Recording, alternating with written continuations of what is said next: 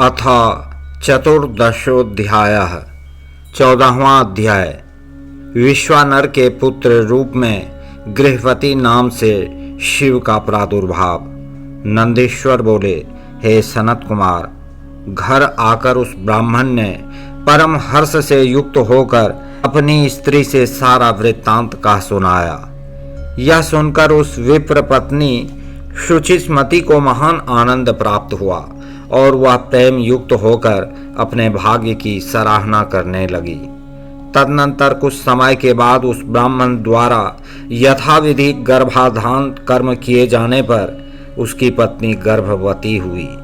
तत्पश्चात उस विद्वान ब्राह्मण ने गृह सूत्र में कथित विधि के अनुसार पुंसत्व की वृद्धि के लिए गर्भ स्पंदन के पहले ही भली भांति पुंसवन संस्कार किया। तत्पश्चात 8वां महीना आने पर क्रियावेत्ता उस ब्राह्मण ने सुखपूर्वक प्रसव के लिए गर्भ के रूप की वृद्धि करने वाला सीमंत संस्कार कराया।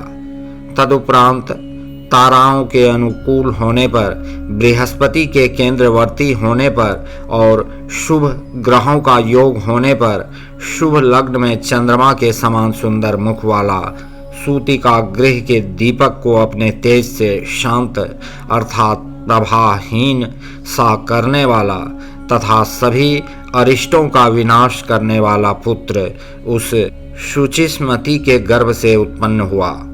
वह बालक शिवजी ही थे, जो भूर्भुवः स्वः इन तीनों लोकों को समग्र सुख देने के लिए अवतीर्ण हुए। उस समय गंध को समग्र वहन करने वाले वायु के वाहन अर्थात मेघ दिशा रूपी वधुओं के मुख पर वस्त्र से बन गए, अर्थात चारों ओर काली घटा उमड़ आई। वे घनघोर बादल गंध वाली पुष्प राशि की वर्षा करने लगे। देव दुंदुभियां बज उठी और सारी दिशाएं निर्मल हो गईं। प्राणियों के मनों के साथ चारों ओर नदियां स्वच्छ हो गईं। अंधकार पूर्ण रूप से दूर हो गया। रजोगुण विरज अर्थात विनष्ट हो गया। प्राणी सत्वगुण से संपन्न हो गए। चारों ओर से अमृत की वर्षा होने लगी। सभी प्राणियों की वाणी कल्याणकारी और प्रिय लगने वाली हो गई। रंभा आदि अप्सराएं, विद्याधरियां, किन्नरियां, देवपत्नियां और गंधर्व, उरग एवं यक्षों की पत्नियां हजारों की संख्या में अपने अपने हाथों में मंगल द्रव्य धारण किए हुए सुंदर स्वरों में मंगल गीत गाती हुई वहां आ गई। मरीचि, अत्रि, पुलह, पुलस्त्य, क्रतु, अंगिरा, वशिष्ठ, कश्यप, अगस्त्य, विभांड, मांडवी पुत्र लोमश, रोमचरण, भरद्वाज, गौतम, भृगु, गालव, गर्ग, जातुकर्ण्य, पराशर, आपस्तंभ, याज्ञवल्क्य, दक्ष, वाल्मीकि, मुद्गल, शिलाद, उंच वृत्ति से जीविका चलाने वाले शंख, जमदग्नि, संवर्त, मतंग, भरत, अंशुमान, व्यास, कात्यायन, कुत्स, शौनक, सुश्रुत, शुक, ऋष्यशृंग, दुर्वासा, शुचि, नारद, तुम्बुरु, उत्तंक, वामदेव, पवन, अशित, देवल, सालंकायन, हारीत, विश्वामित्र, भार्गव, अपने पुत्र मार्कंडे के साथ मृकंड, पर्वत, दारुक, धौम्य, उपमन्यु, वत्स आदि मुनिगण तथा मुनि कन्याएं उस बालक की अदृष्ट शांति के लिए विश्वानर के प्रशंसनीय आश्रम पर आ गए। बृहस्पति सहित ब्रह्मा तथा भगवान विष्णु, नंदी, भृंगी तथा पार्वती सहित शंकर, महेंद्र आदि देवता, पातालवासी नागगण एवं अनेक प्रकार के रत्न लेकर नदियों सहित समुद्र वहां गए और स्थावर अर्थात पर्वत आदि हजारों की संख्या में जंगम रूप धारण कर वहां आए। उस महोत्सव में अचानक असमय में चांदनी उत्पन्न हो गई। उसके बाद ब्रह्मा ने विनम्र होकर स्वयं उसका जात कर्म संस्कार किया। फिर वेद विधि का विचार करके 11वें दिन उसके रूप को देखकर उसका नाम गृहपति रखा। उन्होंने नामकरण के समय श्रुति के मंत्रों का उच्चारण करते हुए चारों वेदों के 4 मंत्रों से उसे आशीर्वाद देकर लौकिक रीति का आश्रय लेकर रक्षा मंत्रों से उसकी बालोचित रक्षा संपन्न की और हंस पर सवार हो सबके पितामह हुए ब्रह्मा जी अपने धाम को चले गए। इसी प्रकार विष्णु के साथ शंकर भी अपने वाहन पर सवार हो अपने लोक को चले गए। वे आपस में विचार कर रहे थे कि अहो कैसा इसका रूप है, इसका विलक्षण तेज कैसा है और इसके सभी अंग लक्षण कैसे हैं। देखो सुचिष्मति कैसी भाग्यवती है कि इसके गर्भ से साक्षात शिवजी प्रकट हो गए।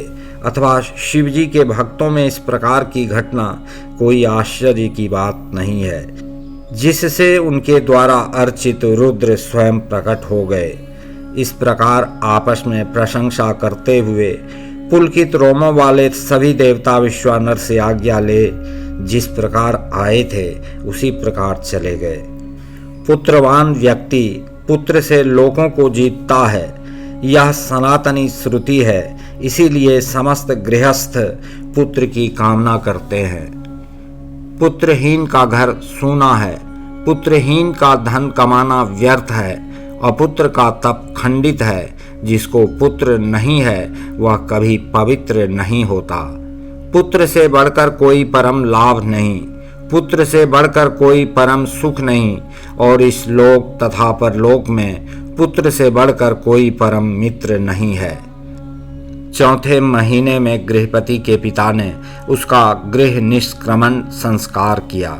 फिर 6ठे महीने में उसका विधि पूर्वक अन्नप्राशन और वर्ष पूरा होने पर चूड़ाकरण संस्कार किया।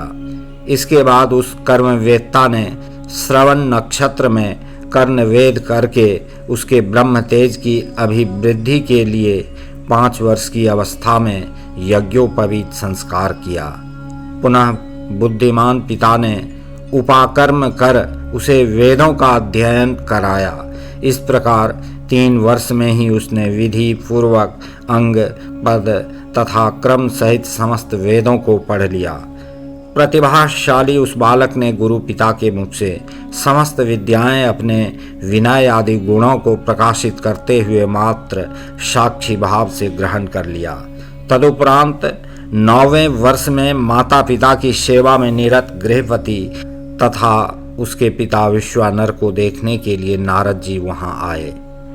कौतुकी देवर्षि नारद ने विश्वानर की पर्णशाला में प्रवेश कर अर्घ्य आसन आदि क्रम से ग्रहण कर उनसे कुशल मंगल पूछा और उसके बाद शिव के चरणों का ध्यान करके उनके सामने ही उनके समग्र भाग्य तथा पुत्र धर्म का वर्णन विश्वानर से किया।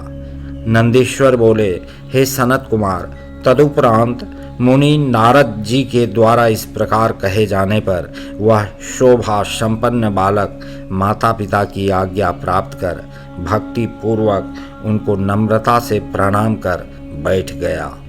नारद जी बोले, हे वैश्वानर, मैं तुम्हारे लक्षणों की परीक्षा करूंगा। तुम आओ, मेरी गोद में बैठ जाओ और अपना दाहिना हाथ मुझे दिखाओ। तब विद्वान नारद जी बालक के तालु जिह्वा आदि को देखकर शिवजी की प्रेरणा से विश्वानर से कहने लगे। नारद जी बोले, हे विश्वानर, हे मुने, मैं आपके पुत्र के सब लक्षणों को कहता हूँ, उसे आदर पूर्वक सुनिए। आपके पुत्र के सभी अंग उत्तम लक्षणों से युक्त हैं, इसलिए यह अत्यंत भाग्यशाली है। किंतु इसके सर्वगुण संपन्न संपूर्ण शुभ लक्षणों से समन्वित और चंद्रमा के समान निर्मल कलाओं से सुशोभित होने पर भी विधाता ही इसकी रक्षा करें। इसलिए सब तरह से उपायों से इस बालक की रक्षा करनी चाहिए, क्योंकि विधाता के विपरीत होने पर गुण भी दोष हो जाता है। मुझे इस बात की शंका है कि 12वें वर्ष में इसे बिजली अथवा अग्नि से विघ्न है। ऐसा कहकर नारद जी जैसे आए थे वैसे देवलोक को चले गए।